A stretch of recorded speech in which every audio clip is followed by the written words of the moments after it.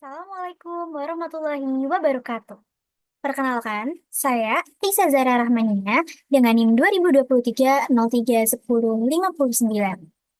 Pada kesempatan kali ini, saya akan mempresentasikan UTS metode observasi dan juga wawancara, dan saya berasal dari kelas psikologi B.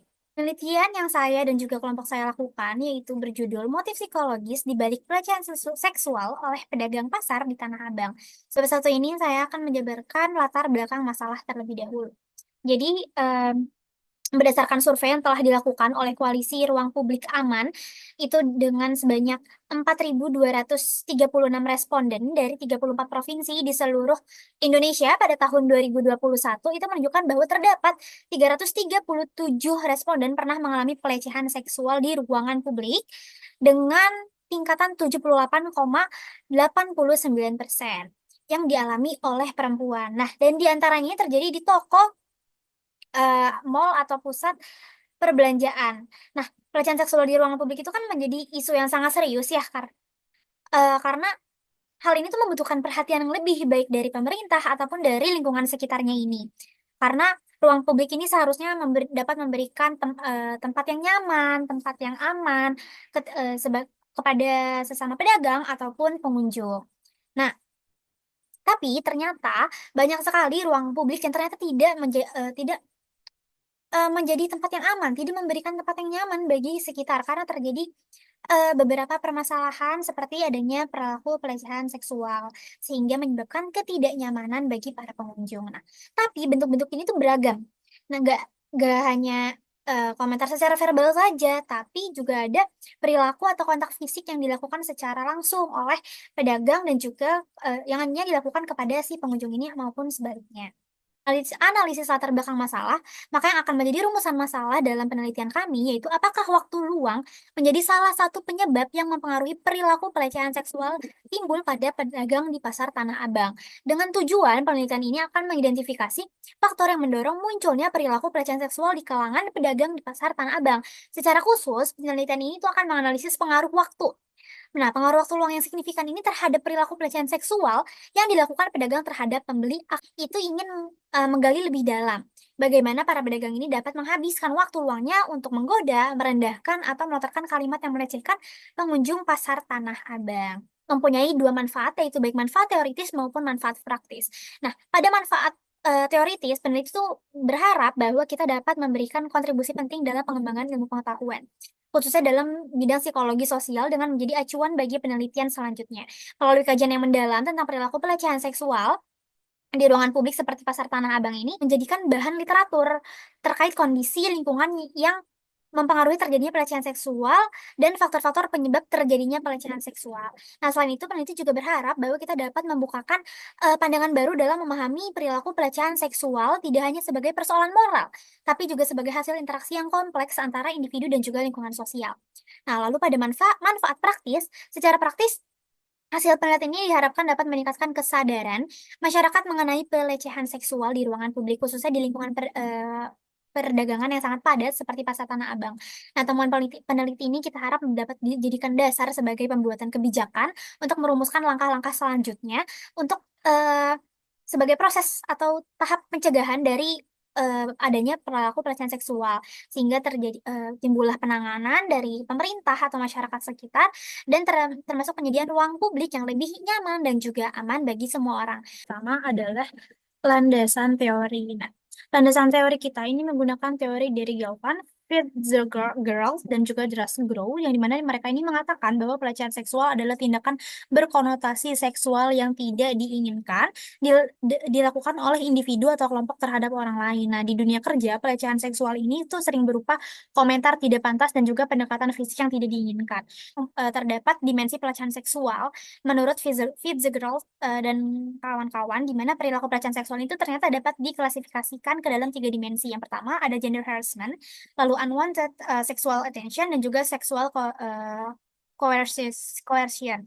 Nah, di terjadinya pelecehan seksual. Nah, ini juga dikatakan menurut Feed the Girls dan juga kawan-kawan. Itu menjelaskan bahwa terdapat beberapa faktor yang menyebabkan adanya pelecehan seksual. Yang pertama itu ada iklim organisasi. Iklim Lalu kedua ada job gender. Nah, lalu ada karakteristik individu. Nah, perilaku sasaran. Nah, perilaku sasaran ini mengincar on text dan juga off text-nya. Pertama. Selanjutnya dalam melaksanakan penelitian ini kita juga memiliki kerangka berpikir. Nah, masuk ke slide berikutnya. Jadi kita ini terdapat setting fisik. Nah, setting fisik kita ini berada di sentral Tanah Abang.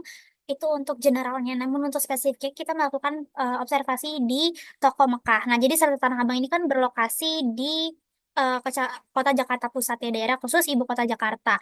Nah, seperti yang sudah kita ketahui bahwa Tanah Abang ini memiliki gedung yang sangat luas dan juga besar dan bertingkat di dinding berwarna hijau yang terdapat di dinding itu tuh beberapa warna seperti ada warna hijau, merah, kuning dan juga mint. Nah, jadi meskipun dilengkapi sama AC, tapi tetap saja suasana di sana itu sangatlah panas karena udaranya itu eh, tidak apa ya, terasa kurang karena banyaknya pengunjung yang datang dan kios-kios ini sangat berdempetan. Nah, Sentral Tanah Abang ini kan untuk mengaksesnya saja itu tuh kita harus melewati lorong yang hanya mengandalkan sinar matahari saja, sehingga tuh terasa gelap apabila dan juga terasa sesak. Nah, ketika kita sedang berjalan, kendaraan seperti motor itu juga bisa berlalu lalang untuk melewati lorong tersebut. Nah, selanjutnya untuk spesifikasi dari Toko Mekah yaitu tempat spesifik kita saat melakukan observasi yang berada di dalam sentral Tanah Abang. Nah, toko ini termasuk toko yang cukup kecil dan ini tuh berada di eh, dekat pintu masuk Blok F dan dia ini menjual berbagai oleh-oleh dari Arab. Jadi kayak ada kurma, air zam-zam, sajadah, boneka unta, lalu ada snack-snack dari Arab dan toko ini tuh terlihat sangat berdebu sebenarnya apabila kita memegang barang-barang yang berada pada display. Nah, bahkan juga terdapat kulkas. Nah, di mana saat peneliti ini mendatangi tempat tersebut, ternyata di kulkas tersebut terdapat kecoa. Nah, itu juga membuktikan bahwa setting fisik ini tuh memiliki tempat yang kotor. Nah, toko ini juga didominasi oleh warna hijau. Jadi pelangnya itu ada warna hijau dan juga warna kuningnya, lalu ada tiang yang berwarna hijau, namun dinding di bagian dalam itu berwarna em, putih tulang, juga rak berwarna hijau. Dan ini tuh juga ada bangku plastik yang bisa kita duduki, tidak hanya untuk pengunjung tapi juga untuk pedagangnya. Dan kursinya itu adalah kursi plastik berwarna hitam. Baik, selanjutnya itu kita masuk ke setting sosial. Nah, jadi saat peneliti masuk ke Pasar Tanah Abang ini kan terdapat tiga toko yang berdekatan ya. Nah, toko-toko ini tuh terdapat beberapa karyawan dan semuanya itu berjenis kelamin laki-laki. Suasana pasarnya sebenarnya tidak terlalu terkadang ramai, namun juga terkadang tidak terlalu ramai. Jadi tapi sangat bising karena kita ini dekat sekali dengan pintu masuk, yaitu dekat dengan lorong di mana banyak sekali kendaraan yang berlalu lalang. Nah, toko Mekah ini juga di hari-hari tertentu mereka ini menggunakan seragam yang sudah disediakan oleh toko mereka. Dan orang-orang di toko Mekah ini sangatlah termasuk orang yang sangat dikatakan ramah dan terdiri dari beberapa karyawan saja dan mereka ini juga terdapat beberapa cabang. Nah, pada cabangnya ini juga bisa mondar-mandir nih dalam menghadiri toko itu.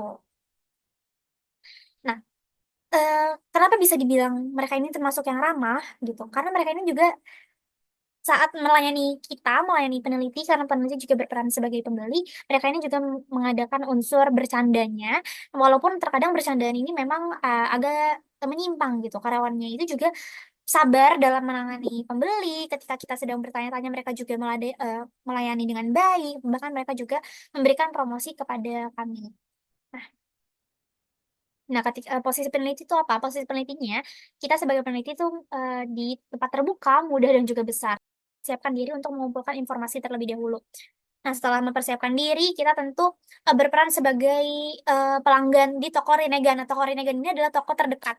Nah, kenapa kita datang ke toko Rinegan, bukan ke toko Mukahnya? Karena ketika kita di toko Rinegan, ternyata kita mendapatkan perilaku pelecehan seksual dari pedagang di toko Mekah. Nah, jadi ketika kita sedang membeli, itu kita mendengar komentar verbal gitu. Ketika kita sedang bertanya, ini harganya berapa? Dan kita ini nanyanya di toko Rinegan, justru penjual di toko Mekah itu menimpali perkataan kami dengan berbicara kalau kamu harganya berapa. Nah, ketika ada pada kunjungan berikutnya, peneliti kan kembali ke mendatangi ke toko Mekah dan berpura-pura kita tuh tertarik dengan barang yang mereka jual, sehingga di situ mulai terjalin komunikasi yang baik dengan si subjek penelitian kami. Dan dalam kunjungan itu kita juga menyerahkan inform consent dan menjelaskan tujuan bahwa kita akan melakukan wawancara dalam rangka penelitian. Nah, lalu di Jatilong, rata-rata peneliti ini mendatangi toko Mekah itu sekitar pukul 11 sampai dengan 12.30. Jadi selama penelitian, peneliti bersikap ramah dan juga sopan, dan kita juga berinteraksi memposisikan diri kita sebagai pembeli pada umumnya. Nah, peneliti ini berada di satu ruangan yang sama dengan subjek. Kita berperan sebagai pembeli pada umumnya. Kita membangun percakapan tentang dagangan dan bahkan mengenai urusan pribadi si pedagang tersebut atau si subjek penelitian kita. Nah, observasi ini kan dilakukan di toko Mekah, di mana peneliti ini mengamati perilaku subjek dalam interaksi dengan pelanggan lain, dengan peneliti, dengan diri, bagaimana dia memanfaatkan waktunya dengan dirinya sendiri, dengan pedagang yang lainnya, dan ketika tidak ada pelanggan, mereka akan seperti apa. Dan pada kunjungan berikutnya, peneliti tetap berperan sebagai pembeli di toko Mekah. Lalu ada proses getting out. Nah, ketika meninggalkan setting, tentu peneliti ini mengucapkan terima kasih atas kesempatannya kepada si subjek. Lalu kita juga memastikan kepada subjek bahwa semua data yang kita peroleh tidak akan disebarluaskan. Dan peneliti ini mengakhiri penelitian dengan sopan dan juga ramah seperti ketika kita mendatangi tempat penelitian kami. Nah, selanjutnya itu ada raport. Nah, peneliti ini kan menciptakan raport dengan memposisikan diri sebagai pembeli dan memperkenalkan diri kepada subjek. Jadi, raport ini sangatlah penting untuk membangun dan juga menjalin hubungan baik. Nah, kita juga menjalin komunikasi yang baik dijalin melalui percakapan di luar topik jual beli. Observasi ini ternyata terdapat perubahan dari subjek penelitian. Nah, pada awalnya subjek kami ini tuh sangat memperlihatkan perilaku pelecehan seksual. Namun ketika beberapa kali kunjungan dan pada akhirnya kami menyerahkan inform consent, sangat terlihat bahwa subjek kita ini lebih hati-hati dalam berperilaku. Nah, selanjutnya di sini ada refleksi peneliti. Nah, selama observasi, tentu kan peneliti akan bersikap ramah dan juga terbuka. Sampai akhirnya pendekatan yang sudah kami lakukan ini membuat kita nih juga kita sebagai peneliti merasa lebih nyaman dan juga memungkinkan peneliti ini untuk lebih memahami dinamika interaksi antara pedagang dan juga pelanggan. Mereka akan mencatat bahwa sebelum pelanggan berbelanja, catcalling itu digunakan sebagai strategi untuk menarik perhatian. Namun setelah pelanggan menunjukkan minat, pedagang itu cenderung bersikap lebih hormat dan juga ramah. Mendatangi tempat tersebut sebanyak 4 kali, itu observasi pertama pada 23 September 2024, di mana kita masih mengamati secara kasar, itu melihat aktivitas fisik dan juga sosialnya, lalu observasi kedua itu pada 3 Oktober 2024, ini peneliti mulai melakukan pendekatan dengan berbincang tentang berbagai hal, lalu termasuk asal daerah subjek, serta mengamati interaksi subjek dengan pembeli dengan pedagang lain. Lalu pada observasi ketiga, itu pada 14 Oktober 2024, kita ini sudah mulai mencatat perilaku on-text dan juga off-textnya, dan melanjutkan pendekatan untuk melanjalin hubungan baik. Lalu ada di observasi keempat, peneliti ini mengamati keseluruhan setting fisik, sosial, dan juga perilaku subjek untuk mendapatkan gambaran yang lebih detail mengenai perilaku pelecehan seksual yang terjadi di pasar Tanah Abang tersebut. Nah, terus di sini juga ada observasi kuantitatif. Ini perilaku sasarannya kita dengan mengkategorikan perilaku pelecehan seksual yang ditimbulkan oleh subjek penelitian dan bentuk on-text dan juga off-text berdasarkan dimensi dari Freezer Girls itu. Nah, selanjutnya di sini juga ada teknik pencatatan. Dalam teknik pencatatan kita menggunakan 3 teknik, itu ada telling, itu frekuensi, lalu ada event sampling, durasi, dan juga behavioral checklist. Lalu di sini juga ada validitas dan juga reliabilitas, di mana dalam validitasnya kita ini menggunakan construct validity. Jadi kita mengacu pada tingkatan alat ukur dengan yang dapat mengukur dengan konsisten. Lalu reliabilitasnya kita menggunakan interpreter reliability karena kita terdiri dari 3 peneliti yang akan membandingkan penilaian tersebut. Lalu di sini juga ada observasi kualitatif, di mana kita tuh melaksanakan pencatatan on-text dan juga off-text yang berkaitan dengan frekuensi, durasi, dan juga checklist pada pelaksanaan observasi ini. Dan dalam menunjang pencatatan ini, kita juga membutuhkan alat bantu seperti pulpen, kertas, papan jalan, dan juga ponsel.